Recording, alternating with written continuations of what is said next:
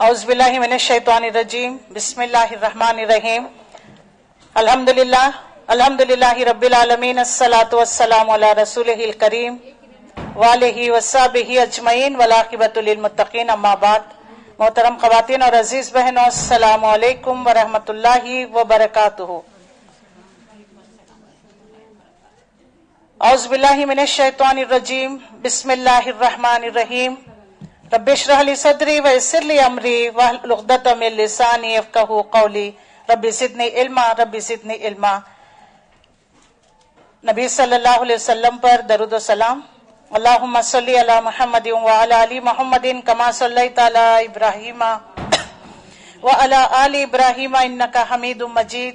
अल्लाहुम्मा बारिक कमा बारकता अला इब्राहीम व अला आलि इब्राहीम इन्नका हमीदुम मजीद। नबी सल्लल्लाहु अलैहि वसल्लम का नसबनामा हम हर क्लास में पढ़ेंगे ताकि हमें अच्छी तरह याद हो जाए। सब लोग मिलकर पढ़िए। मोहम्मद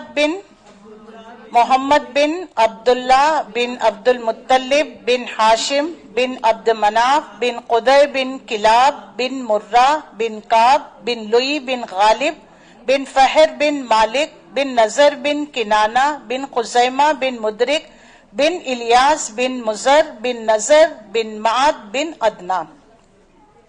ये आप सल्लल्लाहु अलैहि वसल्लम का नसबनामा। जैसा कि इंसानियत आप सल्लल्लाहु अलैहि वसल्लम के लिए आपके इंतजार में थी कि आप सल्लल्लाहु अलैहि वसल्लम इस दुनिया में आने वाले हैं, अल्लाह ताला ने वो मुबारक घड़ी लेकर आए। रब्बीउल अव्वल का महीना 12 रब्बीउल अव्वल पीर के दिन आप सल्लल्लाहु अलैहि वसल्लम की विलादत बासादत अमल में आई। सबसे पहले 3 दिन तक सोबिया ने आपको दूध पिलाया। उसके बाद दाई हलीमा बनु साद के कबीले से आई, आप सल्लल्लाहु अलैहि वसल्लम को 2 साल के लिए लेकर गई और उसके बाद 2 साल के बाद लाकर वापस कर दिया गया। आप सल्लल्लाहु अलैहि वसल्लम के पैदाइश से पहले ही आप सल्लल्लाहु अलैहि वसल्लम के वालिद का इंतकाल हो चुका था। वालिद का नाम अब्दुल्ला, वालिदा का नाम बीबी आमिना, दादा का नाम अब्दुल मुत्तलिब। कुरैश के खानदान से आप सल्लल्लाहु अलैहि वसल्लम ताल्लुक रखा करते थे और 2 साल के बाद लाकर वापस कर दिया गया। लेकिन वहां पर मक्के में उस वक्त कुछ वबा फैली हुई थी, इसीलिए आप सल्लल्लाहु अलैहि वसल्लम को दाई हलीमा ने वापस लेकर आ गई और कुछ ऐसा हुआ ही नहीं कि आप सल्लल्लाहु अलैहि वसल्लम के साथ शक्के सदर का वाकया पेश आया। याद है आपको शक्के सदर का वाकया? तो यहाँ पर देख लीजिए, अगर आप बाद में यूट्यूब में देखेंगे या कभी तो स्लाइड्स आपको नजर आ जाएंगे। तो इन स्लाइड्स में आपको बता दिया गया रसूलुल्लाह सल्लल्लाहु अलैहि वसल्लम की पैदाइश कब और कहाँ हुई। 1500 ईयर्स पहले मक्का में 571 एडी में आपकी पैदाइश हुई। रब्बीउल अव्वल का महीना था। वालिद अब्दुल्ला, वालिदा बीबी आमिना, दादा अब्दुल मुत्तलिब। आपका कबीला सबसे ज्यादा मुअज़्ज़ज़ कबीला था और आप इब्राहिम अलैहिस्सलाम की नस्ल से, इस्माइल अलैहिस्सलाम की नस्ल से हैं। मक्के के लोग इब्राहिम अलैहिस्सलाम के दीन पर थे मगर शिर्क और बुराइयां उनके अंदर दाखिल हो चुकी थी। विलादत से 2 माह पहले आपके वालिद माजिद का इंतकाल हो गया। आप यतीम पैदा हुए। वालिदा बीबी आमिना के पास सिर्फ जो है अरब के रिवायत के मुताबिक हलीमा सादिया के साथ आप 2 साल तक दूध पिलाने की मुद्दत थी। वहां वो लेकर चले गए। जब वापस लाकर शक्के सदर का वाकया पेश आया, लाकर वापस कर दिया गया तो बीबी आमिना के साथ रहने लगे। 6 साल की उम्र में नबी सल्लल्लाहु अलैहि वसल्लम को ददियाल का तारुफ कराने के लिए ले जाया गया। अबुआ के मकाम पर बीबी आमिना का इंतकाल हो गया। उम्मे ऐमन जो थी आप सल्लल्लाहु अलैहि वसल्लम को लाकर आपके दादा अबू तालिब के हवाले कर दिया गया। तो नबी सल्लल्लाहु अलैहि वसल्लम की परवरिश दादा अबू तालिब कर रहे थे, वालिदा भी नहीं है। 8 साल की उम्र में थे कि आप सल्लल्लाहु अलैहि वसल्लम, आपके दादा अबू तालिब भी इस दुनिया से रुखसत हो गए। जाते वक्त उन्होंने नबी सल्लल्लाहु अलैहि वसल्लम की जिम्मेदारी अबू तालिब जो चाचा थे उनके सुपुर्द कर दिया। बचपन में ही इतने सारे गम नबी सल्लल्लाहु अलैहि वसल्लम, तो कामयाब होना, कोई देखा जाए तो कामयाबी होना बड़ा मुश्किल बात है, मगर आप सल्लल्लाहु अलैहि वसल्लम को दुनिया का अजीम शान और कामयाब इंसान बना दिया। ये कामयाबी भी रसूलुल्लाह सल्लल्लाहु अलैहि वसल्लम का एक मोजेज़ा है। अब जैसे रसूलुल्लाह सल्लल्लाहु अलैहि वसल्लम बचपन में ही, यानी जैसे थोड़े बड़े हो गए, 10-12 साल के हो गए, आप जो है बकरियां चराएं माविजे के तौर पर ताकि चाचा का हाथ बटाया जाए। चाचा जो है काबत अल्लाह की मुतवल्ली मुजावरी किया करते थे। इस एतबार से यानी ज्यादा औलाद होने की वजह से गुर्बत की जिंदगी गुजार रहे थे चाचा अबू तालिब और उनकी औलाद। चाचा का हाथ बटाने के लिए आप सल्लल्लाहु अलैहि वसल्लम ने मुआविजे के तौर पर दूसरों की बकरियां भी चराई। इब्तदाई उम्र से आप सल्लल्लाहु अलैहि वसल्लम एक गैर मामूली शख्सियत थे। रसूलुल्लाह सल्लल्लाहु अलैहि वसल्लम की पैदाइश के वक्त से लेकर 10-12 बरस की उम्र तक जो आप सल्लल्लाहु अलैहि वसल्लम के साथ जो वाकयात पेश आए हैं कि आप सल्लल्लाहु अलैहि वसल्लम ने बचपन में नंबर 1 एक तो बकरियां आप सल्लल्लाहु अलैहि वसल्लम ने चराई, और इतना ही नहीं है, आप सल्लल्लाहु अलैहि वसल्लम ने कभी भी बुत परस्ती नहीं की। बुत परस्ती से आपको बहुत नफरत थी।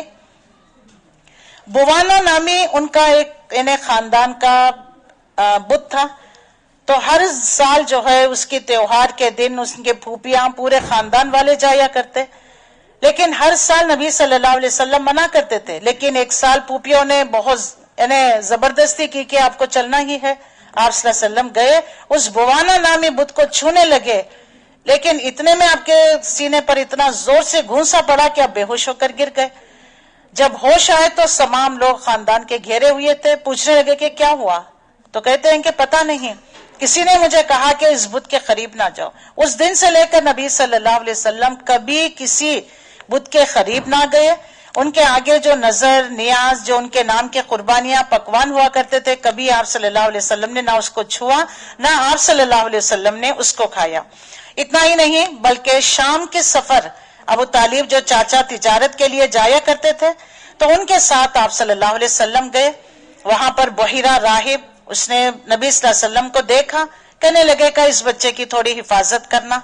उसके बाद आप सल्लल्लाहु अलैहि वसल्लम घर वापस अबू तालिब लेकर आ गए, और जब बकरियां चरा रहे थे उस जमाने में आपने अपने दोस्त यानी जो साथी लड़के से कहा कि मेरे बकरियों की तुम देखभाल करना, मैं जाकर देखता हूं कि रातों में क्या होता है। तो वो गाने बजाने की महफिलें सजाया करती थी। गए, लेकिन अल्लाह ताला ने आप पर ऐसी नींद तारी कर दी कि आप कुछ सुने देखे बगैर दूसरे दिन वापस आ गए। उस लड़के ने पूछा कि बताओ क्या देखा, तो कहने लगे कि कुछ नहीं, बल्कि अल्लाह ताला ने मुझ पर नींद तारी कर दी। उसके बाद आप सल्लल्लाहु अलैहि वसल्लम 15 साल की उम्र में हुर्फे फुज्जार फिस्को फुजूर यानी मोहतरम महीनों में जो लड़ी गई थी, इस एतबार से इसको जंगे फुज्जार कहते हैं। ये दो कबीलों के दरमियान जंग छिड़ी हुई थी। आप सल्लल्लाहु अलैहि वसल्लम ने बस इतना काम किया कि दुश्मनों की तरफ से जो तीर आया करती थी उसे उठाकर अपने चचाओं को दिया करते थे। उसके बाद 20 साल की उम्र में पहुंच गए। हिल्फ फुसूल एक मायदा तय पाया गया, इसमें अब्दुल्ला बिन जुदान के घर में फजल नामी बहुत सारे लोग इस मायदे में शिरकत किया था। तो ये मायदा तय पाया गया कि जो कोई चाहे वो मक्का का रहने वाला हो या बाहर से कोई आया है, उसके ऊपर जुल्म ज्यादती नहीं की जाएगी। अगर कोई भी किसी के साथ जुल्म ज्यादती करता है तो ये हिल्फ फजूल के जो मेंबर्स हैं उसके साथ इंतकाम लेंगे। ये इस तरीके का मायदा तय पाया गया। रसूलुल्लाह सल्लल्लाहु अलैहि वसल्लम इसके बारे में फरमाते हैं कि जो मायदा तय पाया गया था, उन्होंने इस बात को जाहिर कर दिया गया कि जुल्म नहीं किया जाएगा, जालिम को उसके जुल्म पर कायम न रहने देंगे, मजलूम का हाथ रोका जाएगा। उसमें चंद शराइत पाए गए थे, ये हुल्फे फुज्जार था। उसके बाद 20 साल की उम्र में हसीन और जमील जवानी में आप कदम रखे हुए हैं। आप सल्लल्लाहु अलैहि वसल्लम के अखलाक, आप सल्लल्लाहु अलैहि वसल्लम के आदात, आपके अतवार, कभी जिंदगी में झूठ नहीं कहा, बुतों से पाक व साफ रहे, कभी शिरक नहीं किया, ना कभी झूठ बोला, ना किसी से झगड़ा किया। अब तिजारत का सामान ले जाकर जाया करते थे। उस जमाने में एक हसीन और जमील शरीफ खानदान के खातून हजरत खदीजतुल कुबरा रदियल्लाहु ताला अन्हा, उन्होंने जो है माविजे के तौर पर अपना माल देकर शाम की तरफ लोगों को भेजा करती थी। उन्होंने नबी सल्लल्लाहु अलैहि वसल्लम के चर्चे सुने, क्योंकि देखिए छोटा सा गांव मक्का उस जमाने में बहुत छोटा था, लोगों के ऐसे ही तो पता चल जाता। तो पता चल गया कि ये नौजवान जो है बहुत सच्चा भी है और अमानतदार भी है, बहुत अच्छी तरीके से माल की तिजारत भी कर लाते हैं। तो हजरत खदीजतुल कुबरा रजी अल्लाह ताला ने नबी सल्लल्लाहु अलैहि वसल्लम को अपना माल ले जाकर बेचने के हुक्म दे दिया। आप उनका माल ले जाकर दुगना जो है, यानी वो दूसरों को दिया करती थी हर बार, لیکن اس بار نبی صلی اللہ علیہ وسلم نے مال لے کر گئے لیکن دگنا فائدہ لے کر آئے. حضرت خدیجۃ الکبریٰ رضی اللہ تعالیٰ عنہ آپ کے ساتھ تجارت کے لیے جو سامان دے کر بھیج رہی تھی، ساتھ میں میسرہ نامی ایک غلام کو بھی آپ نے ساتھ کر دیا اور اس کو یہ انسٹرکشنز دے دی کہ نبی صلی اللہ علیہ وسلم کی ہر چھوٹی بڑی حرکت آ کر مجھے بتا دینا. تو نبی کریم صلی اللہ علیہ وسلم کا یہ سفر جاری رہا، اور جب رسول اللہ صلی اللہ علیہ وسلم کی صداقت، امانت، بلند اخلاق ان کے بارے میں معلوم ہو گیا تو آپ صلی اللہ علیہ وسلم کو بلا کر کہا کہ میرا تجارتی مال آپ لے کر جائیے. لہٰذا آپ لے کر گئے. اب اس کے بعد جو میسرہ نے آ کر آپ صلی اللہ علیہ وسلم کی اخلاق، آپ کے کردار کے بارے میں بتائے تو حضرت خدیجۃ الکبریٰ رضی اللہ تعالیٰ عنہ بہت متاثر ہو گئی. نفیسہ اپنی سہیلی کو دے کر بھیجا کہ نبی صلی اللہ علیہ وسلم کے لیے نکاح کا پیغام دے کر. حالانکہ اس سے پہلے 2 نکاح ہو چکے تھے، 2 شوہر ان کے تھے، ان سے ان کی اولاد بھی تھی. پہلے شوہر کا نام جو ہے ابو العالیٰ تھا، ابو الحالہ.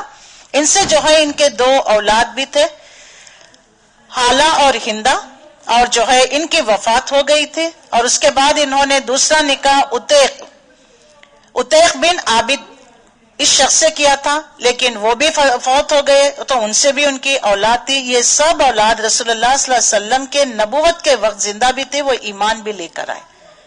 تو یہ تمام آپ صلی اللہ علیہ وسلم کی اچھے عادت، اخلاق. دیکھیں کسی بھی انسان کی پہچان نہ تو اس کی پرسنالٹی سے ہوتی ہے، نہ اس کے خاندان قبیلے سے، بلکہ اس کے ایٹیٹیوڈ، اس کے انداز بات چیت کا، اس کے اخلاق سے ہوتی ہے. انسان کے اخلاق اگر اچھے نہیں ہیں، چاہے وہ کتنا ہی خوبصورت، حسین، جمیل، مالدار ہو، لوگ پسند نہیں کرتے. ہے یا نہیں بتائیے؟ لوگ کسے پسند کرتے ہیں؟ اخلاق جو میٹھی زبان رکھتا ہے، اچھی طرح بات کرتا ہے، بڑوں کی جو ہے بڑوں کے ساتھ ریسپیکٹیبل معاملہ کرتا ہے، بچوں کے ساتھ محبت شفقت کا معاملہ کرتا ہے، عادت، اطوار، اخلاق بہت اچھے، سیدھے سادے، ایسے لوگوں کو پسند کرتے ہیں نا. تو نبی صلی اللہ علیہ وسلم اپنی امانت داری، سچائی، دیانت داری، بلند اخلاق کی وجہ سے آپ مکے میں بہت کم ہی عرصے میں بہت مشہور ہو گئے. تو حضرت خدیجۃ الکبریٰ رضی اللہ تعالیٰ نے نفیسہ بنت منیا ان کو بھیجا کہ رسول اللہ صلی اللہ علیہ وسلم کے لیے اپنی طرف سے نکاح کا پیغام دے کر. تو آپ صلی اللہ علیہ وسلم نے اس بات کو اپنے چچاؤں سے ڈسکس کیا، چچا راضی بھی ہو گئے. تو حضرت ابو طالب نے نکاح پڑھایا، اور جو ہے رسول اللہ صلی اللہ علیہ وسلم نے مہر کے طور پر 20 اونٹ آتا ہے، کسی روایت میں 6 اونٹ آتا ہے، یا 40 اوقیہ سونا، کچھ اس طرح سے روایت ہمیں ملتے ہیں کہ 20 اونٹ آپ صلی اللہ علیہ وسلم نے مہر کے طور پر باندھا. حضرت ابو طالب نے آپ صلی اللہ علیہ وسلم کا نکاح پڑھایا. تو اب جس دن سے نبی صلی اللہ علیہ وسلم کا نکاح ہوا، خدیجۃ الکبریٰ رضی اللہ تعالیٰ عنہ کے گھر میں رہنے لگے. حضرت خدیجۃ الکبریٰ رضی اللہ تعالیٰ عنہ ان علاقے میں رہا کرتی تھی جو ایلیٹس پورے نے پڑھے لکھے، جو تجارت پیشہ، ہائیلی یعنی سوسائٹی کے بہت ایلیٹس ہوتے ہیں نا، بڑے لوگ جن کو کہتے ہیں، ان کے محلے الگ ہوتے ہیں نا، اس طرح وہ وہاں پر رہا کرتی تھی. تمام تجارت پیشہ جو بڑے بڑے لوگ رہا کرتے تھے اس محلے میں حضرت خدیجۃ الکبریٰ کے پڑوس میں رہا کرتے تھے. ان میں سے ایک حضرت ابوبکر رضی اللہ تعالیٰ عنہ بھی تھے. تو جس دن سے رسول اللہ صلی اللہ علیہ وسلم کا نکاح ہوا، خدیجۃ الکبریٰ رضی اللہ تعالیٰ عنہ کے گھر میں رہنے لگے. اور آپ کے والد کا انتقال ہو چکا تھا، خدیجہ بنت خویلد، آپ کے والد کا نام جو ہے خویلد تھا.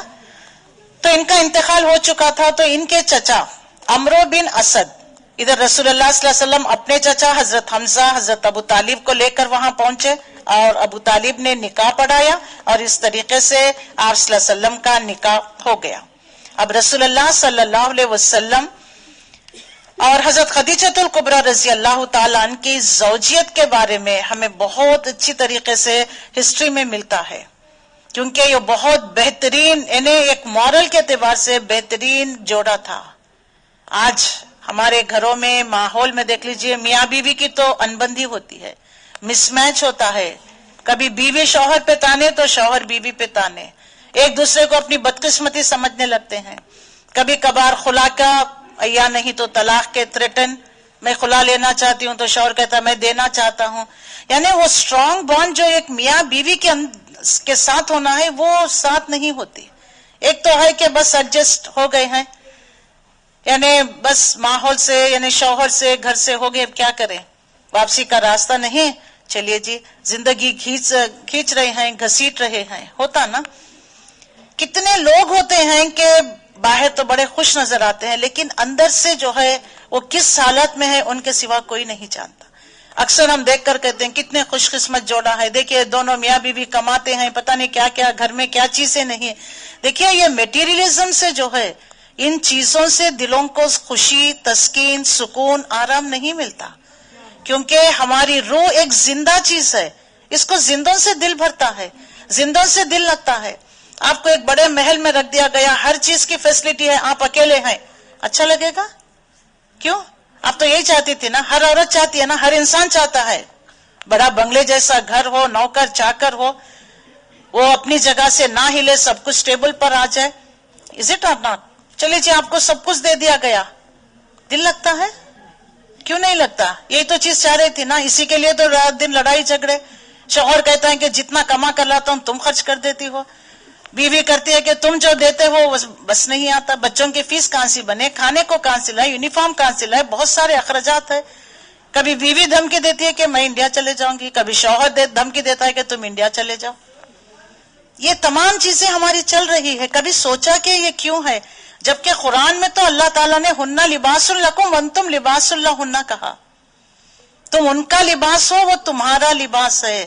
لباس جیسے جسم سے چپک کر رہتا ہے، جڑا ہوا رہتا ہے، وہ جدا ہی نہیں ہو سکتا ہے نا۔ اگر جسم سے جو ہے لباس کو الگ کر دے تو کوئی کسی کے آگے آ سکے گا؟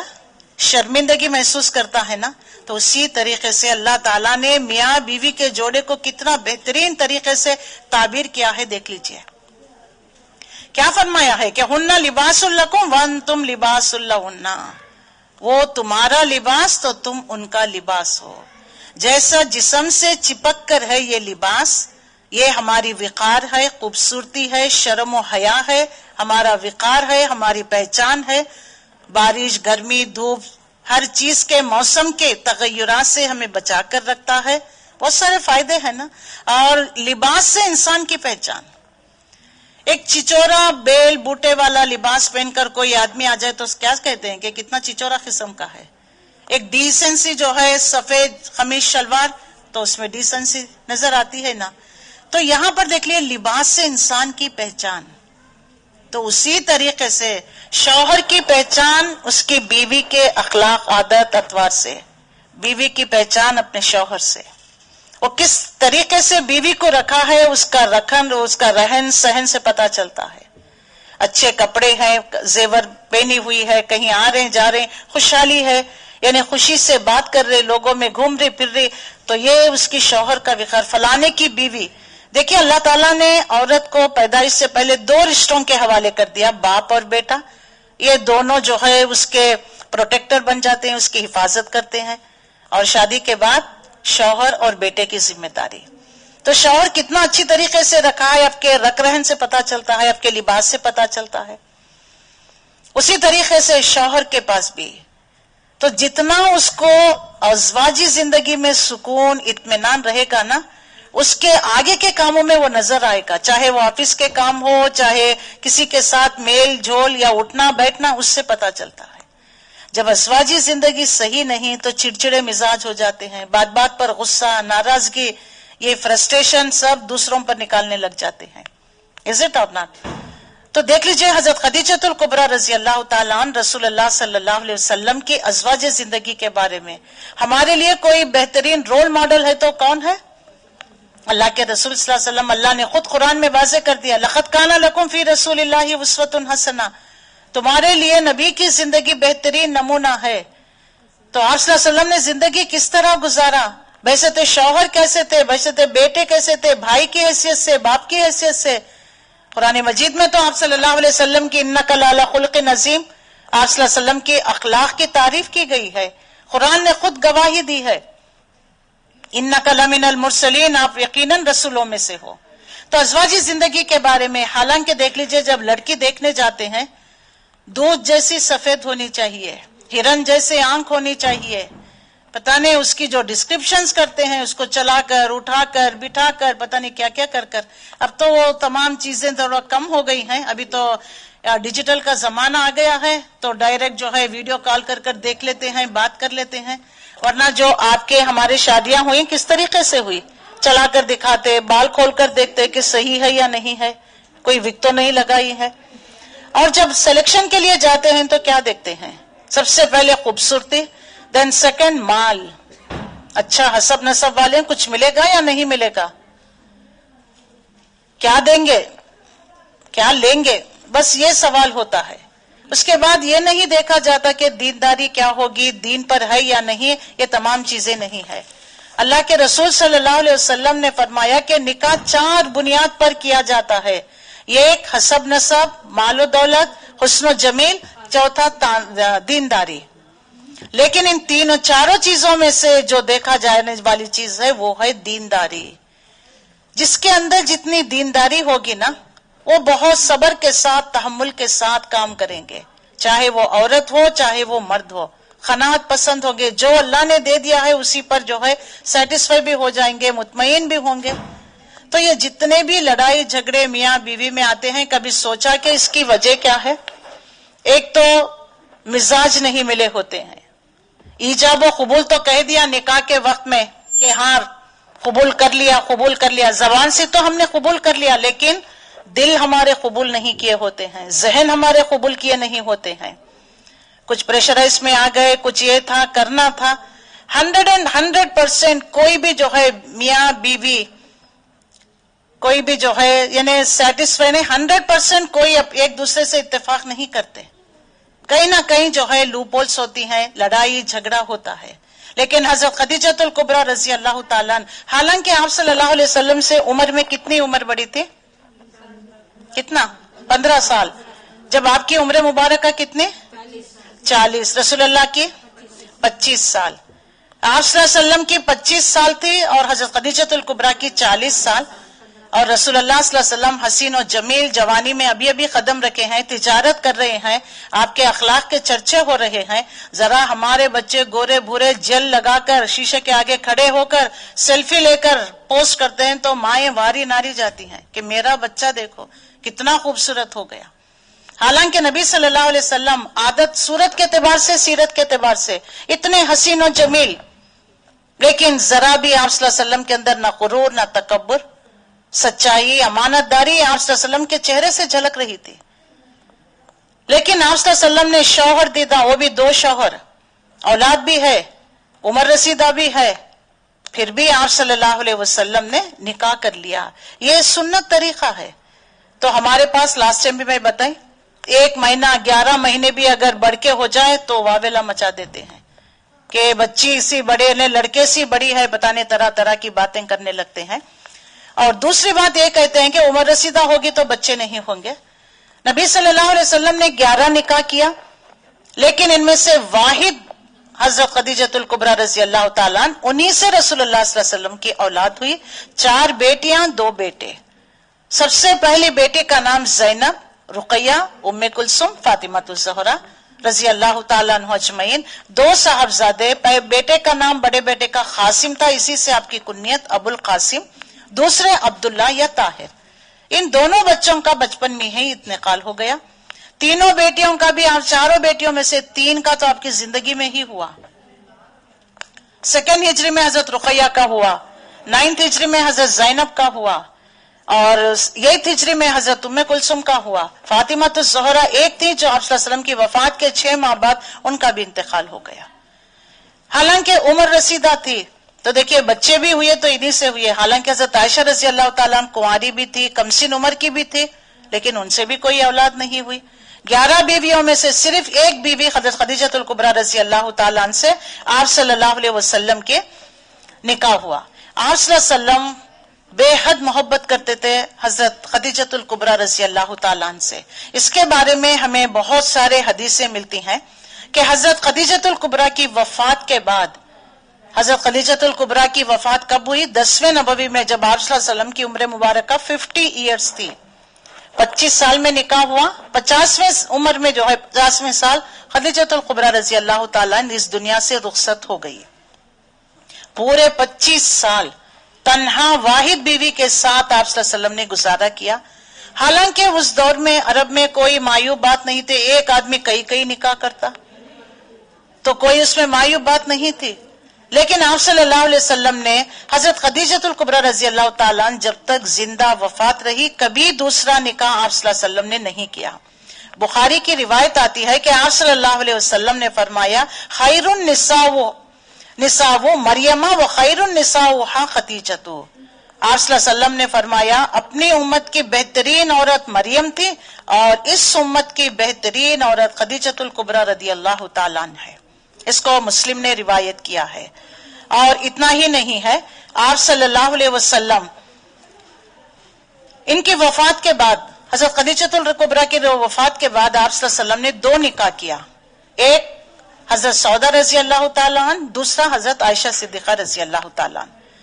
تو حضرت عائشہ صدیقہ رضی اللہ تعالیٰ عنہ فرماتی ہیں کہ رسول اللہ صلی اللہ علیہ وسلم کی بیویوں میں سے مجھے کسی پر اتنا رش نہیں آتا تھا جتنا حضرت خدیجۃ الکبریٰ پر آیا کرتا تھا. حالانکہ آپ میری شادی ہونے سے پہلے انتقال ہو گئی تھی، یعنی اب وہ پریزنٹ بھی نہیں تھی حضرت خدیجۃ الکبریٰ رضی اللہ تعالیٰ عنہ. اس کی وجہ یہ تھی کہ کیوں جو ہے ان کے اوپر رشک آیا کرتا تھا. اکثر رسول اللہ صلی اللہ علیہ وسلم ان کا ذکر کیا کرتے تھے، انہیں یاد کیا کرتے تھے.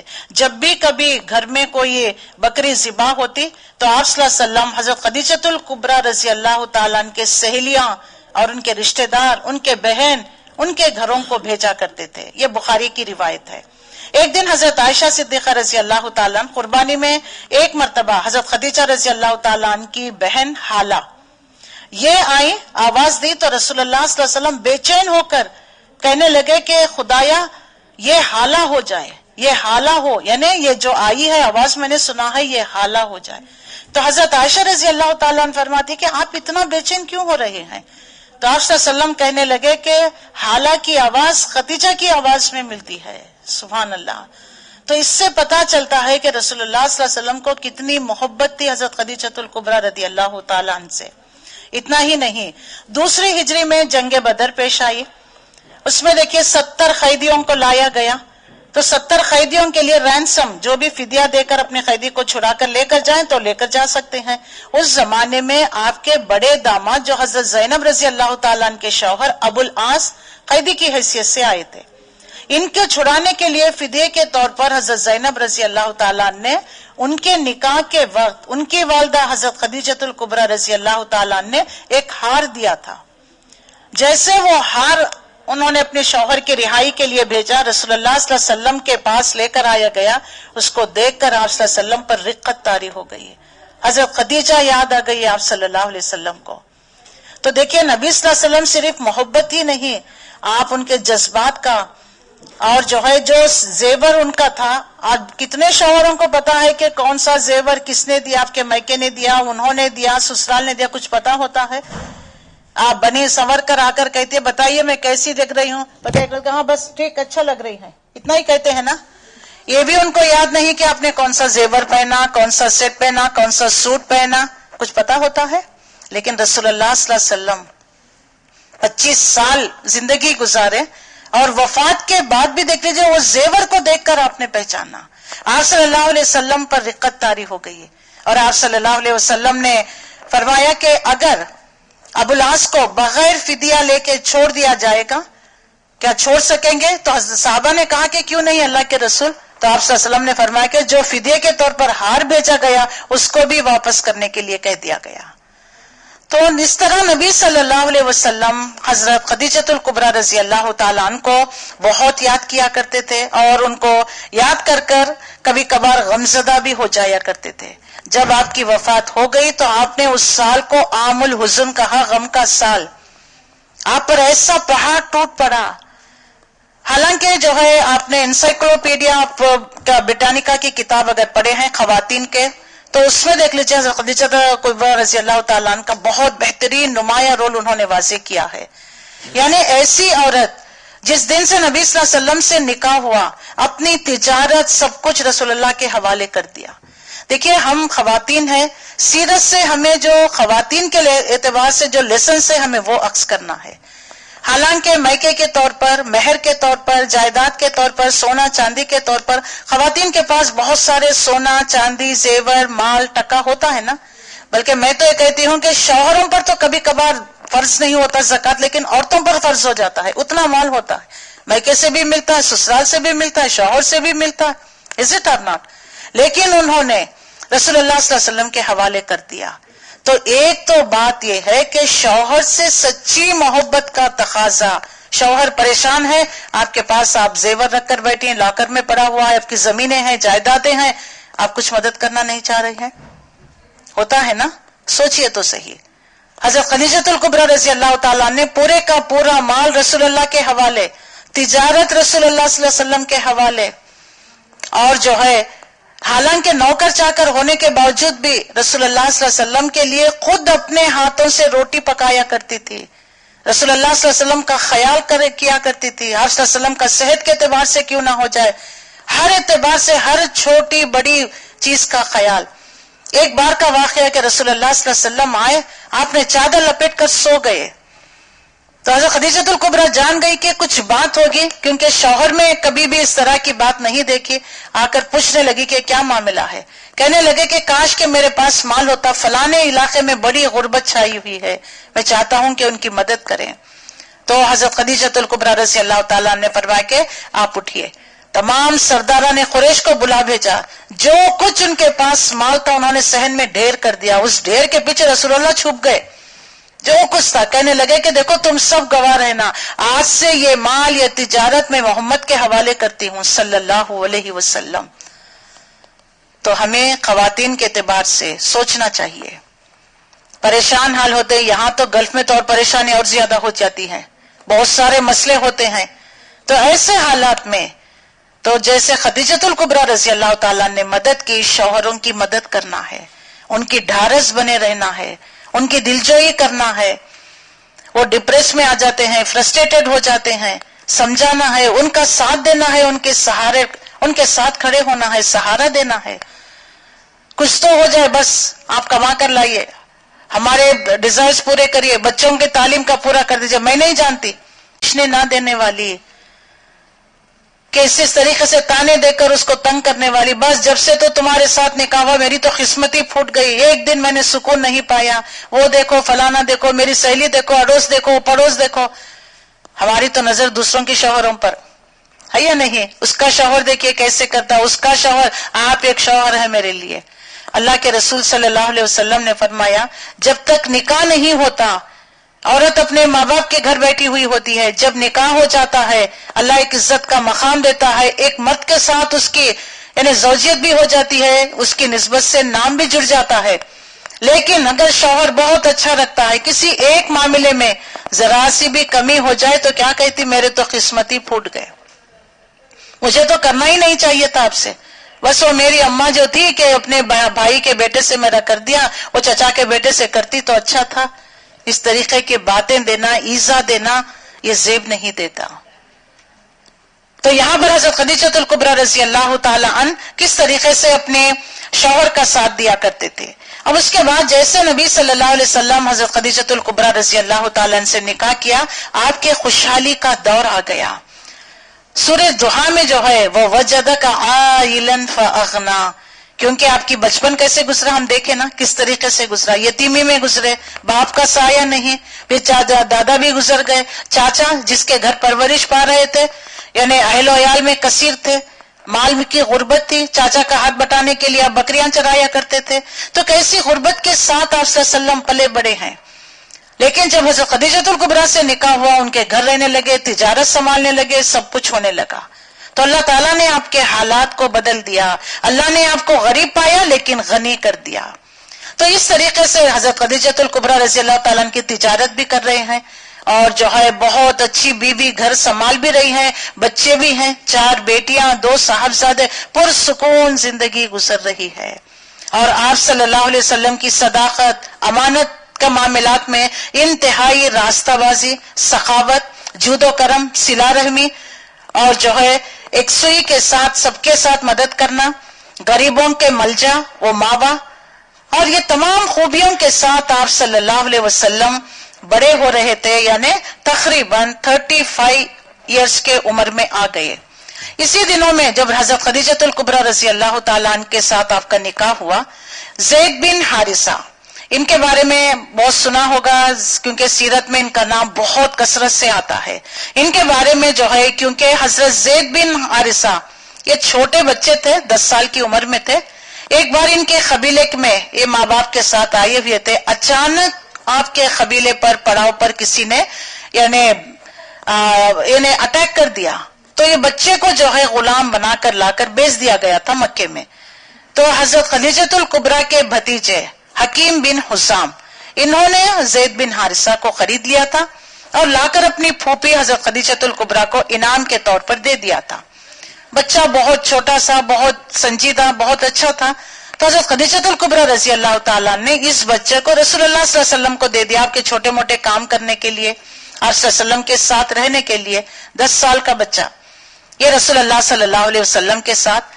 جب ان کے چاچا اور باپ کو پتا چلا کہ ہمارا بچہ مکے میں غلام کی حیثیت سے محمد کے گھر صلی اللہ علیہ وسلم کے گھر پرورش پا رہا ہے، تو چاچا اور دادا آئے رسول اللہ صلی اللہ علیہ وسلم کے گھر تاکہ بچے کو لے جانے کے لیے۔ تو نبی صلی اللہ علیہ وسلم نے فرمایا، میں بچے کو لے جانے کے لیے کوئی اعتراض نہیں، میں بچے کو بلاؤں گا، اگر وہ آپ کے ساتھ جانے کے لیے تیار ہے تو آپ لے جا سکتے ہیں۔ حضرت زید بن حارثہ کو بلایا گیا اور ان سے پوچھا گیا کہ کیا تم جانتے ہو یہ کون ہے؟ تو کہنے لگے، ہاں یہ میرے والد ہیں، یہ میرے چچا ہے۔ اچھا یہ کیوں آئے ہیں پتا ہے؟ ہاں مجھے لینے آئے ہیں۔ تو تم جانے کے لیے تیار؟ تو وہ 10 سالہ بچہ رسول اللہ صلی اللہ علیہ وسلم سے آ کر چمٹ کر رونے لگا، کہنے لگا کہ میں آپ کو چھوڑ کر نہیں جاؤں گا۔ چاچا اور باپ پریشان کہ تم آزادی کو غلامی پر ترجیح دیتے ہو، آزاد گھر میں، آزاد گھرانے میں پیدا ہوئے اور غلام کی حیثیت سے، وہ بھی اس اجنبی کے ساتھ تم رہنا چاہتے ہو۔ لیکن زید بن حارثہ جانے کے لیے تیار نہیں، بہت منتیں کی، بہت سمجھایا، لیکن جانے کے لیے تیار نہیں۔ رسول اللہ سے چمٹ کر رونے لگے کہ میں اس شخص کو چھوڑ کر میں نہیں جاؤں گا۔ آخرکار باپ اور چچا ہار گئے اور انہوں نے زید بن حارثہ کو چھوڑ کر چلے گئے۔ وہ دن آپ کا ہاتھ پکڑ کر رسول اللہ صلی اللہ علیہ وسلم کعبۃ اللہ کے پاس لے کر گئے اور کہنے لگے کہ آج سے یہ بچہ زید بن محمد صلی اللہ علیہ وسلم، ان کا اصل نام کیا تھا؟ زید بن حارثہ، لیکن آپ صلی اللہ علیہ وسلم نے کیا فرمایا؟ آج سے یہ بیٹا یہ میرے نام سے بلایا جائے گا، زید بن محمد، اور وراثت میں مجھ سے حق پائے گا۔ یہ 10 سال کا بچہ تھا جو آپ صلی اللہ علیہ وسلم کے گھر میں پرورش پا رہا تھا۔ اس کے بعد جو ہے نبی صلی اللہ علیہ وسلم جیسے حضرت خدیجۃ الکبریٰ کے گھر رہنے لگے، تجارت بھی کر رہے تھے، آپ کے حالات بھی اچھے ہو گئے، تو آپ نے سوچا، آپ نے اپنے چچا عباس سے کہا، کیونکہ ابو طالب کے بہت زیادہ اولاد تھے، تو اتنی بچوں کی دیکھ بھال، کعبۃ اللہ کی متولی، مجاوری، یہ سب چیزیں مشکل ہے، تو آپ نے اپنے چچا عباس رضی اللہ تعالیٰ عنہ سے کہا کہ ابو طالب کے بچوں میں سے ایک لڑکے کی آپ پرورش کریے اور ایک کی میں پرورش کروں گا۔ تو جب ابو طالب کے پاس گئے تو ابو طالب نے کہا کہ جو بچہ چاہے تم لے سکتے ہو، تو رسول اللہ صلی اللہ علیہ وسلم نے حضرت علی کو لے لیا اور حضرت عباس نے دوسرے بڑے لڑکے کو، عقیل نام تھا، ان کو لے لیا۔ اس طریقے سے دونوں چچا ایک بچے کو لے لیے اور نبی صلی اللہ علیہ وسلم حضرت علی کو لے کر آ گئے۔ اب حضرت علی، حضرت زید بن حارثہ، 10 سال کے چھوٹے بچے رسول اللہ صلی اللہ علیہ وسلم کے زیر تربیت پا رہے ہیں۔ حضرت خدیجۃ الکبریٰ رضی اللہ تعالیٰ عنہ بھی بہت پیار، محبت، شفقت کے ساتھ ان بچوں کی دیکھ بھال کر رہی تھی، اور وہ عادت، وہ اخلاق جو دونوں میں بھی پائے جاتے ہیں، بہت بہترین طور پر اخلاق اور عادت کے مالک رہے۔ اب 35 سال کی عمر کو پہنچے آپ صلی اللہ علیہ وسلم، اتنے میں جو ہے کعبۃ اللہ کی دیواریں بارش کے سبب کمزور ہو گئی تھی، وہ ڈھانے کے یعنی گرنے کے قریب تھی، تو تمام لوگوں نے مل کر جو ہے ایک فیصلہ کیا کہ کیوں نہ ہم کعبۃ اللہ کی اثرین اس کو تعمیر کیا جائے۔ تو دیکھیں پرانی بلڈنگ کو آپ گرائیں گے تو نئی عمارت کھڑی کریں گے نا، تو اب کدال چلانا ہے تو سب ڈر گئے کہ اللہ کا گھر ہے، کہیں ایسا نہ ہو کہ کچھ عذاب نہ آ جائے۔ لیکن آخرکار جو ہے ولید بن مغیرہ کے جو والد تھے، اس نے جو ہے کدال چلائی اور اس میں سب لوگوں نے اپنا حلال محنت کیا ہوا مال ہی لگایا. حالانکہ شرک کرتے تھے، بت پرستی میں مبتلا تھے، برے اخلاق میں ملوث تھے، لیکن ان کے اندر یہ تو احترام تھا کہ یہ اللہ کا گھر ہے، کعبۃ اللہ ہے. ذرا وہاں کے بچوں وہاں پہ بتائیے.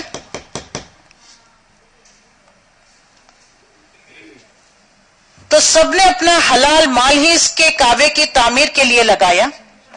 سب نے جو ہے اس کے لیے فنڈنگ کی، اور جو ہے ایک شخص کو لایا گیا اس کی نگرانی میں، باور اس کا نام تھا، اس کی نگرانی میں جو ہے کعبۃ اللہ کی کنسٹرکشن شروع ہو گئی، اور بہرحال کعبۃ اللہ کو بنا دیا گیا.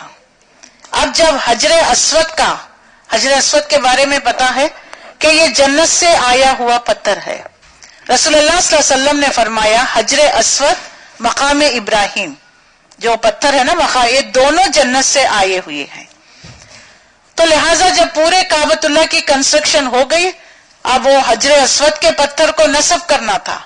اتنے میں جو ہے سب سرداروں تمام قبیلے، ہر قبیلہ یہ چاہتا تھا کہ میرے سردار کو یہ آنر ملے کہ وہ اپنے ہاتھوں سے نصب کرے. اب اتنی چھوٹی بات پر جو ہے تلواریں نکل گئی. تو ان میں جو ہے ایک شخص تھا، اس نے کہا کہ دیکھو اس طریقے سے لڑائی جھگڑا کرنے سے کچھ حاصل نہیں ہوگا. کل جو کوئی صبح سویرے کعبۃ اللہ میں داخل ہوگا اس کو ہم اپنا حکم مان لیں گے، وہ جو فیصلہ کرے گا ہم اس کو مان لیں گے.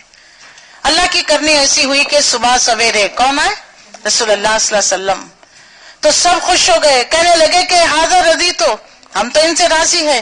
ہذا محمد، یہ تو محمد صلی اللہ علیہ وسلم ہے، یہ تو امین ہے، الصادق ہے، یہ جو فیصلہ کریں گے ہمیں منظور ہے. تو اتنے بڑے مسئلے کو آپ صلی اللہ علیہ وسلم نے کسی کو تکلیف دیے، ٹھیس پہنچائے، آپ نے بڑی حکمت کے ساتھ اس مسئلے کا حل نکالا. آپ صلی اللہ علیہ وسلم نے ایک چادر منگوائی، اپنے ہاتھوں سے اس چادر میں اس پتھر کو رکھا، اور تمام سرداران قریش سے کہا کہ اس چادر کو پکڑ لے. سب نے آ کر پکڑ کر لیے اور وہاں پر لے جایا گیا جہاں اس کو نصب کرنا تھا.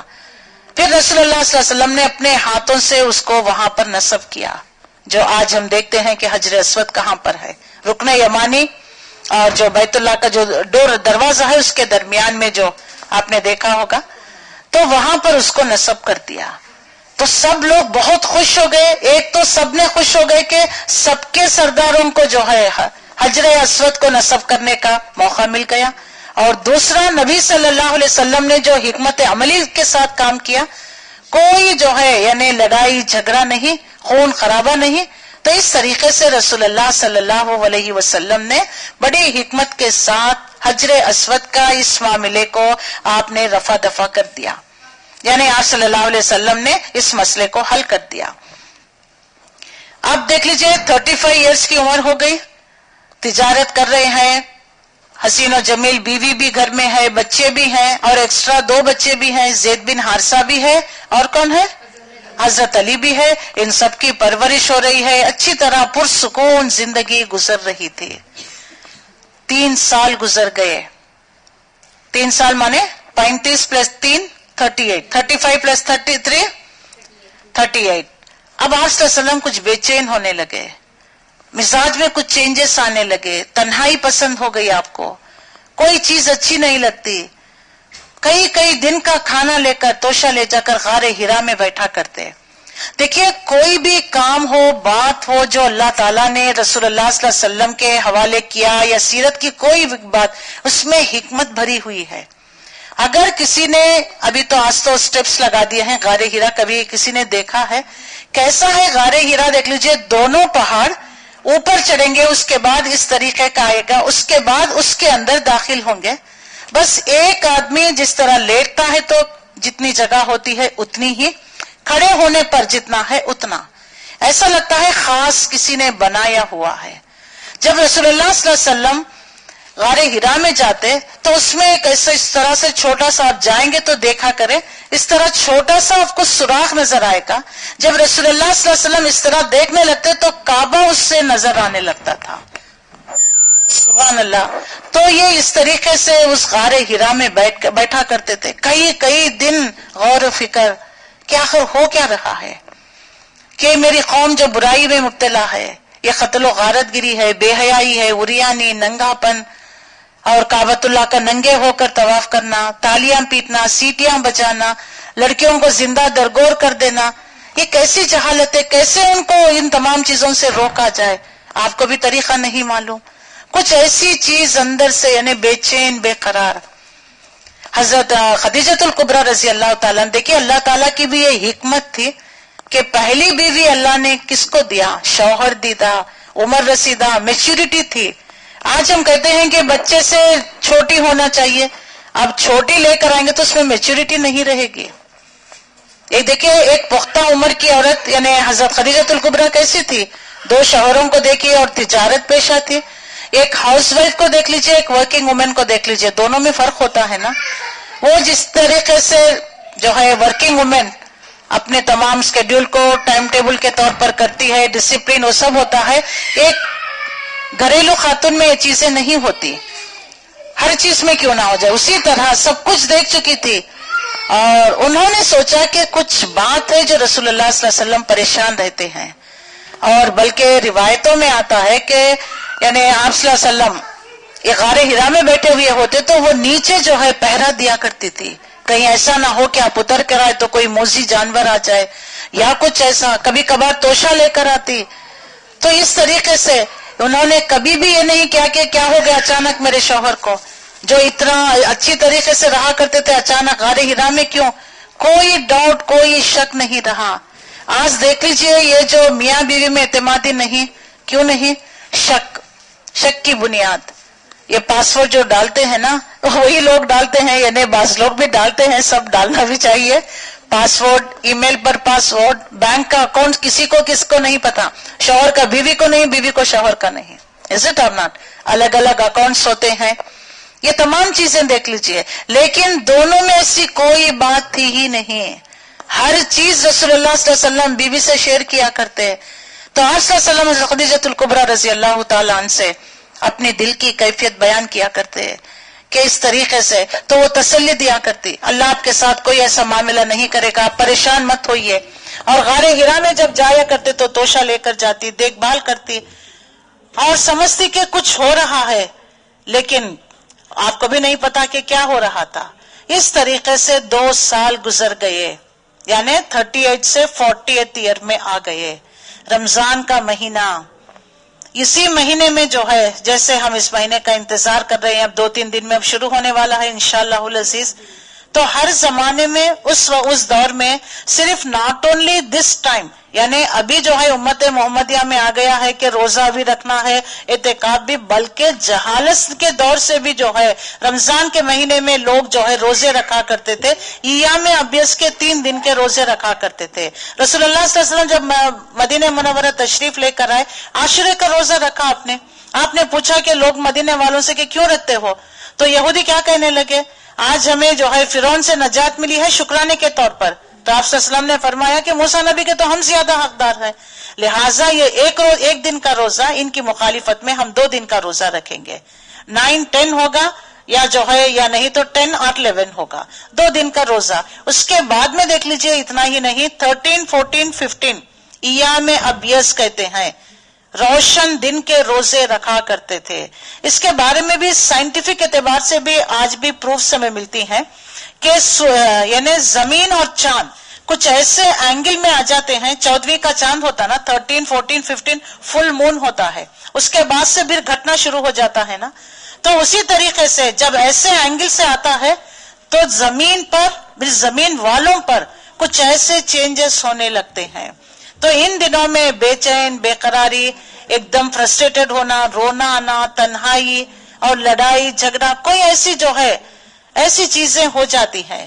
تو ان تمام چیزوں کو دور کرنے کے لیے روزہ رکھا جاتا ہے. روزہ انسان کے نفس کو کنٹرول کرتا ہے.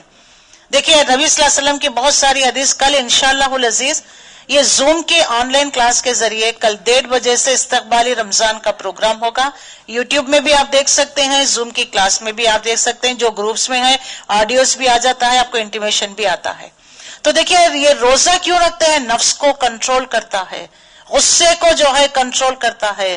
اللہ کے رسول صلی اللہ علیہ وسلم کی حدیث بھی ہے کہ اگر تم روزے میں رہ کر غصہ کرو گے تو پھر روزے کا مطلب ہی نہیں. اس روزے کو کنٹرول کرنے کے لیے، نفس سے ضبط کے لیے، یعنی اپنے نفس کو کنٹرول کرنے کے لیے ہی روزہ اللہ تعالیٰ نے ہمارے لیے 1 ماہ کی مسلسل ٹریننگ پیریڈ رکھ دی گئی ہے. تو تاکہ آپ کو ایک بہت بڑے کام کے لیے اللہ تعالیٰ چن لیا ہے تو اب اس کے لیے ٹریننگ بھی تو ہونی چاہیے نا. بچپن سے لے کر دیکھ لیجئے جن ہارڈ شپ سے آپ گزرے ہوئے ہیں. ایک ہو گیا ہے بچے دیکھ لیجئے بڑے کمفرٹ زون میں رہتے ہیں، ان بچوں کو دیکھ لیں. جو ہارڈ شپ سے گزرے ہیں ان بچوں میں دیکھ لیجئے، ان بچوں میں جیسی سوچ سمجھ. اگر آپ کسی کے بھی، چاہے میں تو نام بتانا نہیں چاہتی، کتنے لوگ ایسے ہیں فٹ پاتھوں پر سویا کرتے تھے اور اسٹریٹ لائٹ میں پڑھ کر بہت بڑے بڑے لوگ بنے ہوئے ہیں. یعنی بہت سارے، یعنی کسی کے جھوٹے پلیٹس دھو کر بہت بڑے ہائی ڈگریز انہوں نے حاصل کی ہے. تو جو انسان ہارڈ شپ سے گزرتا ہے نا، وہ زندگی کو سمجھتا ہے، جو بھی سوچتا ہے تو دور کی سوچتا ہے، اس کے اندر حکمت دانائی آ جاتی ہے. اس کے برخلاف ہمارے بچوں کو برگر اور یہ سب جنک فوڈز کھلا کھلا کر ہم ان کو فٹ بال کی طرح بنا دیتے ہیں. کوئی سوچ سمجھنے کی عقل کچھ نہیں ہوتی. مائیں خود بیزار آتی کہ تمہیں عقل نہیں، تمہیں سوچنا نہیں آتا، تم نے یہ کام کیسے کیا؟ کہتی یا نہیں کہتی؟ کیونکہ مائنڈ شارپ نہیں ہوتا، ان حالات سے وہ گزرے نہیں ہوتے ہیں. تو لیکن اللہ کے رسول صلی اللہ علیہ وسلم کو ان تمام ہارڈ شپ سے گزارا گیا، کیونکہ اب آپ کو ایک بہت بڑی بھاری ذمہ داری، ایک بہت بڑے کام کے لیے آپ کو چن لیا جا رہا ہے. وہ کام کیا ہے؟ نبوت کا کام ہے. اس کے لیے آپ کو صبر بھی چاہیے، آپ صلی اللہ علیہ وسلم کو معاملہ فہمی بھی ہونی چاہیے، اور اپنے آپ کو روکنا بھی ہے، اپنے نفس کو. تو ان تمام چیزوں کی آپ کی یہ ٹریننگ ہو رہی تھی. تو اس طریقے سے جو ہے رسول اللہ صلی اللہ علیہ وسلم کافی عرصہ 2 سال تک تہنس کا دور، بے چین بے قرار. آخر کار رمضان کا مہینہ آ گیا. یہ جو رمضان، یہ جو مہینے ہیں نا عرب میں، محرم ہے، اس کے بعد سفر ہے، ذیقعدہ، ذی الحج، اس کے نام وہ جو ہے یا تو جنگوں کے اعتبار سے رکھا کرتے یا نہیں تو موسموں کے اعتبار سے رکھا کرتے. ربیع الاول، ربیع الثانی، ربیع کہتے ہیں موسم کو، سپرنگ. ابھی بھی آتا ہے نا خریف جو آتا دیکھے سلالہ میں لگاتے ہیں کہ موسم بہار جس کو کہتے ہیں، اس اعتبار سے. تو رمضان کو رمضان اس لیے کہتے ہیں، وہ ایک خاص پتھر کو ڈھونڈا کرتے جب اپنے کپڑے دھونے کے بعد سکھانے کے لیے، وہ پتھر کی تلاش جو سورج کی شعاؤں کو جذب کر کر اس شام تک رات تک گرم رہتا ہے وہ پتھر. یعنی دھونے کے باوجود بھی کپڑے میں سے جراثیم نہیں گئے نا، تو دھوپ میں ڈالنے سے وہ جراثیم مر جاتے ہیں، ابزارب کر لیتا ہے وہ پتھر. اس کو رمضان کہتے ہیں. ایسے پتھر کی تلاش میں وہ نکلتے، وہ پتھر مل جاتا تو اپنے کپڑوں کو سکھایا کرتے. تو رمضان کو رمضان اس لیے، جیسا کہ سمر جس کو کہتے ہیں نا، سمر کا مہینہ، تو گرمی کی وجہ سے اس کو جو ہے رمضان کہہ دیا گیا. تیسرا جو ہے اس کا نام رکھنے کی وجہ، رمضان جیسے انسانوں کے گناہوں کو دھو دیتا ہے، جیسا وہ پتھر پر کپڑا سکھانے کی وجہ سے وہ جراثیم مر جاتے ہیں، وہ کپڑا صاف ہو جاتا ہے، ایسے ہی انسانوں کی روحوں کو پاک و صاف کیا جاتا. تو اس کے بہت سارے جو ہے انٹرپریٹیشنز ہے کہ رمضان کو رمضان کیوں کہا گیا ہے. تو اس اعتبار سے اس مہینے کو رمضان، گرمی کا موسم بھی رہا کرتا تھا، گرما بھی عرب میں تو کیسی کس طریقے کی گرمی، اور اس مہینے میں روزے رکھا کرتے، اعتکاف، یہ دین ابراہیم سے چلے آ رہا تھا. تو رسول اللہ صلی اللہ علیہ وسلم رمضان کے مہینے میں اور اعتکاف میں ہی تھے، غار حرا میں تھے. اچانک جو ہے آپ صلی اللہ علیہ وسلم کے پاس فرشتہ نمودار ہوا. دیکھیے کوئی بھی ایک انسانی فطرت ہے، آپ اکیلے ہی، کوئی آ کر آپ کو ڈراتا ہے تو آپ ڈر جاتے ہیں نا. تو اسی طریقے سے اچانک سے ایک فرشتہ آنا، نبی صلی اللہ علیہ وسلم ڈر گئے. اس فرشتے نے آ کر جو ہے، یعنی لکھا ہوا چیز تھی وہ لے کر آ کر کہنے لگے کہ اقرا اقرا اقرا پڑھیے، ریڈ، کمانڈ، حکم دیا جا رہا ہے، پڑھیے. اقرا بسم ربک الذی خلق، خلق الانسان من علق، اقرا وربک الاکرم الذی علم بالقلم، علم الانسان ما لم یعلم. سورہ علق کی ابتدائی 5 آیتیں یہ لے کر آئے جبرائیل علیہ السلام. تو آپ صلی اللہ علیہ وسلم نے فرمایا ما انا بقارئ، مجھے پڑھنا نہیں آتا. ایک معنی یہ بھی اس کا انٹرپریٹ کیا جاتا ہے کہ میں کیوں کہوں کہ آپ نے مجھے حکم دیا تو میں کیوں پڑھوں؟ کون ہے آپ؟ آپ کوئی آ کر کہتے ہیں آپ پڑھے گا تو کون ہے آپ؟ کیا پڑھنا ہے؟ کیوں پڑھنا ہے؟ کہتے ہیں نہیں کہتے؟ اسی طریقے سے 3 مرتبہ تو جبرائیل علیہ السلام نے آپ صلی اللہ علیہ وسلم کو اپنے سینے سے لگایا اور زور سے بھینچا، اس کے بعد چھوڑ دیا گیا۔ 3 مرتبہ کرنے پر اس کے بعد آپ صلی اللہ علیہ وسلم کی زبان مبارک کھل گئی اور آپ صلی اللہ علیہ وسلم پڑھنے لگے بسم اللہ الرحمن الرحیم، شروع کرتا ہوں اللہ کے نام سے جو رحمان اور رحیم ہے۔ اقرأ باسم ربک الذی خلق، پڑھیے اپنے رب کے نام سے جس نے تخلیق کی۔ کیا تخلیق کیا؟ بات کی آیت میں آتا ہے اقرأ وربک الاکرم، پڑھیے اس کے نام سے جو بڑا ہی کریم ہے۔ اقرأ باسم ربک الذی خلق، خلق الانسان من علق، اس نے انسان کو ایک بوند سے پیدا کیا ہے، نطفے سے علقہ، علقہ سے مدغہ، مدغہ سے طفلہ۔ 9 منتھس میں دیکھیے ماں کے رحم مادہ میں تمام چینجز ہوتے ہیں۔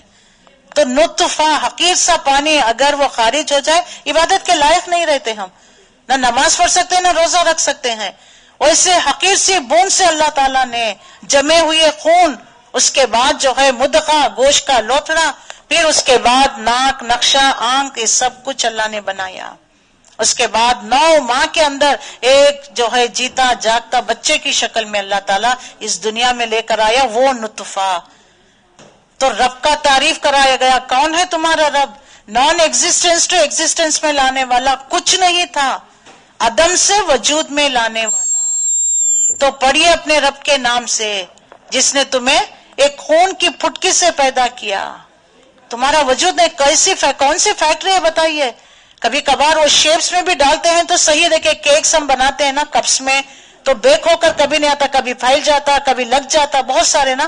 لیکن یہ ماں کے رحم مادہ کیسی فیکٹری ہے، ایک بوند، ایک نطفہ، بچے کی شکل، سبحان اللہ۔ یہ کرنے والا کون ہے؟ رب ہے، رب کی پہچان کرا دی گئی ہے۔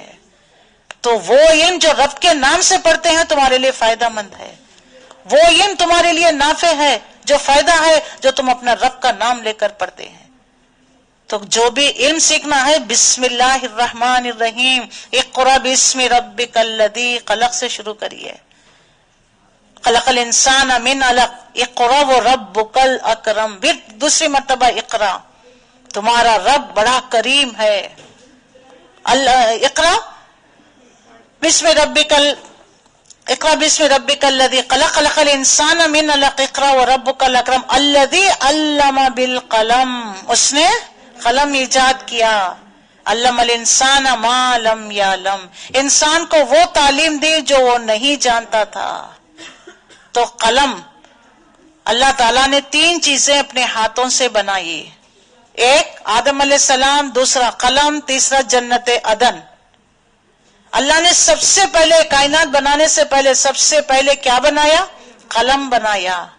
قلم کو حکم دیا اکتب، لکھ۔ قلم نے پوچھا کیا لکھوں؟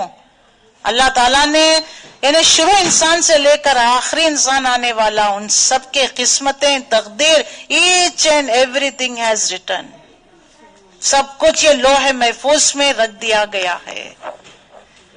تو قلم کے ذریعے وہ زمانے کا قلم دیکھ لیجئے، ہم اور میں اور آپ پڑھنے کے زمانے کا قلم، آج کل دیکھ لیجئے، آج کل سب ٹائپ رائٹنگ پر، میسیجز، فیکس کے ذریعے ایک جگہ سے دوسری جگہ پر فلیش آف سیکنڈ میں دنیا کے کونے کونے تک آپ اس میسج کو پہنچا سکتے ہیں۔ یہ علم کا دور ہے۔ رسول اللہ صلی اللہ علیہ وسلم کو جو معجزہ دے دیا گیا وہ علم کا ہے، نالج۔ آج نالج ہے نا، آج سائنس کہاں کا چلا گیا، لوگ چاند پر چلے گئے، مریخ پر چلے گئے، لیکن بدقسمتی ہے کہ چاند تک تو چلے گئے، چاند کو بنانے والے کو پہچان نہیں سکے۔ لیکن ہمیں کہہ دیا گیا کہ اقرأ باسم ربک الذی خلق، پڑھیے اس رب کے نام سے جس نے تخلیق کی۔ کس کو تخلیق کیا؟ خلق الانسان من علق، انسان کو بنایا۔ دیکھو شعور دیا تمہیں، عقل دیا۔ تو جانوروں کو بھی ہاتھ، پیر، کان سب کچھ ہے نا، ان کو بھی بھوک لگتی ہے، ان کی بھی نسل پروان ہوتی ہے نا، وہ بھی جو ہے ان کا بھی مادہ ہوتی ہے، بچہ جنتی ہے۔ لیکن ان میں اور ہم میں فرق کیا ہے؟ عقل میں فرق ہے، شکل میں نہیں ہے، عقل میں فرق ہے۔ تو تمہیں ذی شعور پیدا کیا تو سوچو، تم ایسے ہی آ نہیں گئے ہو، یہ کائنات اللہ نے کیوں بنایا، مجھے کیوں بنایا، مجھے محمد صلی اللہ علیہ وسلم کی امتی کیوں بنایا، مجھے مسکت کیوں لایا، مجھے فلانے کی بیوی کیوں، فلانے کا بچہ ماں کیوں بنایا. سوچئے اس میں سب اللہ تعالیٰ کی کوئی نہ کوئی حکمت ہوتی ہے. ان باتوں کو سمجھ کر سوچ کر اپنی زندگی کو اس طریقے سے اس سانچے میں ڈھالنے کی کوشش کریے جو رسول اللہ صلی اللہ علیہ وسلم کو جس سانچے میں ڈھالا گیا اس سانچے سے. تو سیرت کا جو موضوع ہم پڑھتے ہیں صرف ایک سٹوری نہیں کہ پڑھ لیے آپ کے حالات ہمیں سمجھ میں آ گئے، نہیں، کن حالات سے گزرا ہے یہ دین ہمارا ہم تک جو پہنچا ہوا ہے، جس کو آج بڑے ایزلی ہم لیتے ہیں، فار گرانٹیڈ لیتے ہیں. دل چاہا نمازیں پڑھ لی، دل چاہا عبادت کر لی، ہر چیز ہمارے موڈ پر ڈیپینڈ. ہمارے موڈز اچھے تو پھر ہم سنیں، موڈ اچھا نہیں تو پھر نہیں ہے یا نہیں. جبکہ یہ سب چیزیں کمپلسری ہے، آپشن نہیں، چاہے تو کرے چاہے تو نہیں. کمپلسری کرنا ہے. ان کمپلسری میں سے کیا چیز ہے؟ سیرت نبی صلی اللہ علیہ وسلم کی پڑھنا ہے. آپ صلی اللہ علیہ وسلم ہم سب کے لیے رہتی دنیا تک کے لیے بہترین نمونہ ہے. تو جب ہم آپ سے تو محبت کے دعوے ہیں، اگر ہم آپ کے بارے میں نہیں جانیں تو کیسے ہم عمل کر سکیں گے دین کے کسی بھی معاملہ پر یا دنیا کے معاملات پر، ہمارے تعلقات، ہمارا لین دین ہر ایک اعتبار سے. تو اس کے لیے اگر زندگی پرسکون گزارنی ہے، زندگی میں ہر ایک چاہتا ہے نا سکون ہو، اطمینان ہو، خوشحالی ہو، سیرت کو پڑھیے، سیرت پر عمل کریے. دیکھیے پھر کیسی خوشحالی آتی ہے. اللہ کے نبی صلی اللہ علیہ وسلم بہت بڑے گھر میں نہیں پیدا ہو گئے، بہت بڑے ریل چھیل کے گھر میں نہیں، کیسے آپ کی غربت کی زندگی تھی، کیسی محنت مشقت. لیکن آپ صلی اللہ علیہ وسلم کی عادات، آپ کے اخلاق، آپ کے اطوار، اللہ تعالیٰ نے آپ کو رہتی دنیا تک کے لیے وَمَا أَرْسَلْنَاكَ إِلَّا رَحْمَةً لِلْعَالَمِينَ، ہم نے نہیں بھیجا آپ کو مگر رحمت للعالمین بنا کر بھیجا.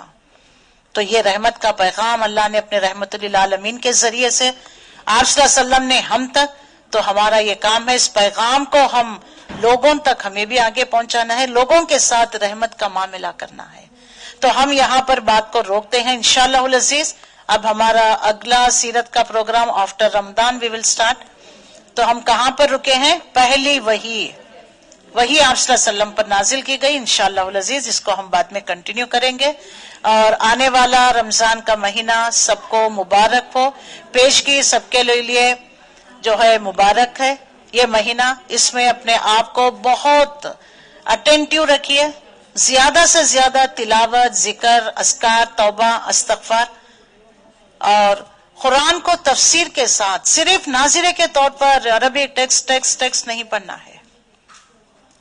اتنے سالوں تک تو یہی کرتے آئے ہیں نا. اس سال اس رمضان میں کوئی تفسیر، آپ کم سے کم ترجمے کا تو قرآن پڑھیے. آپ کو کسی کو کوئی ترجمے کا چاہیے تو بتائیے، فون کریے. ہمارے پاس ہندی میں ہے، تیلگو میں ہے، کناڈا میں ہے، انگلش میں ہے. Any wants you can take.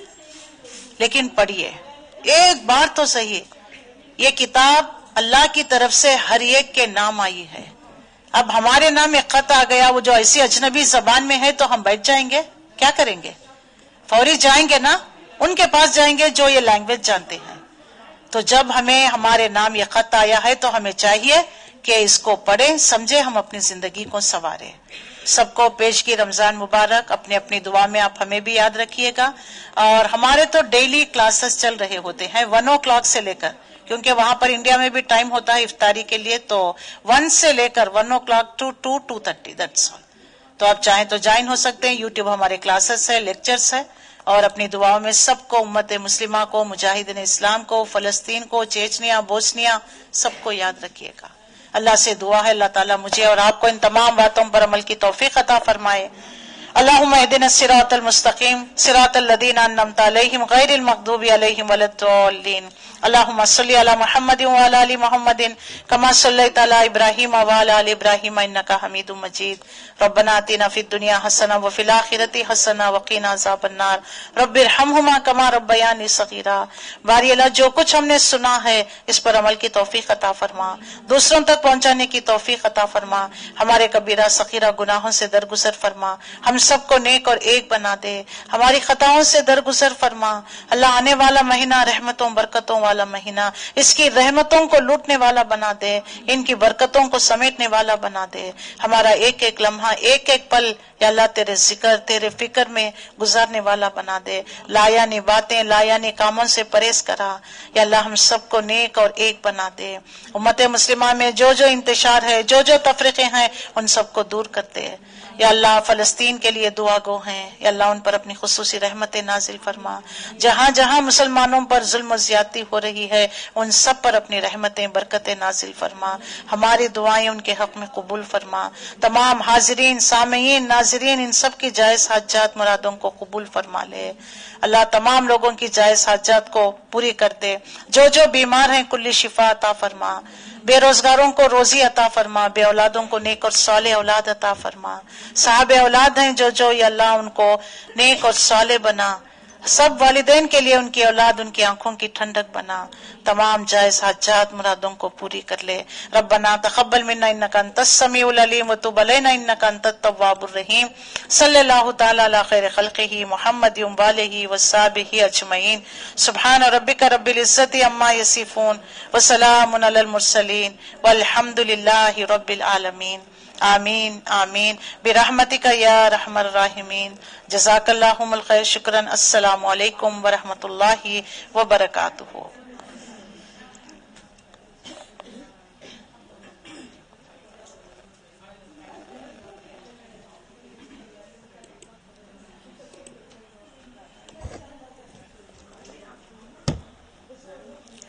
جن جن لوگوں نے اب تک 3 ٹیسٹ ہوئے ہیں سیرت کا، آج 4th ہو جائے گا انشاءاللہ، بھیجیں گے۔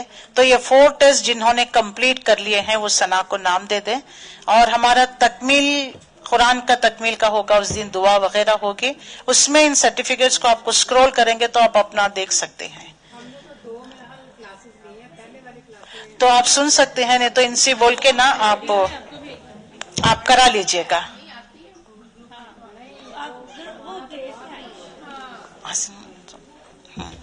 تو لے لیجئے، لے کر آپ بھیج دیجئے، تاکہ ہم ابھی سے نا وہ اس میں نام لکھنا بہت سارا ہوتا ہے۔